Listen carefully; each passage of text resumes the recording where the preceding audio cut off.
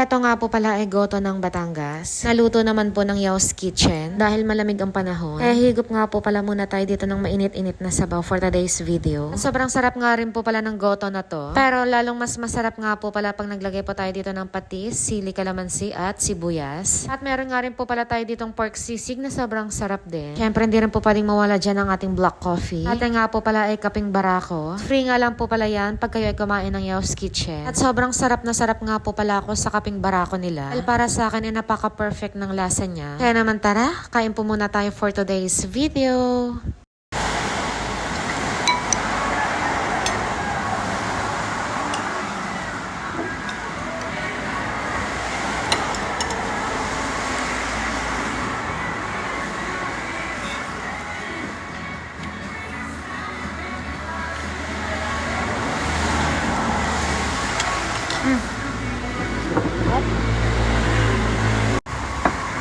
At ang oras nga po pala niyan ay 9:40 AM. At dyan na nga rin po pala namin naisipang mag-breakfast. Dahil katatapos lang din po namin dyan magsimba. Dahil nagugutom na nga rin po ng mga oras na yan si Bernard. Hindi na po siya makapag-antay para magluto pa pag-uwi. Kaya naman, happy Sunday everyone! At hanggang dito na rin pang vlog natin for today's video. At maraming salamat sa inyong panonood. God bless and bye-bye!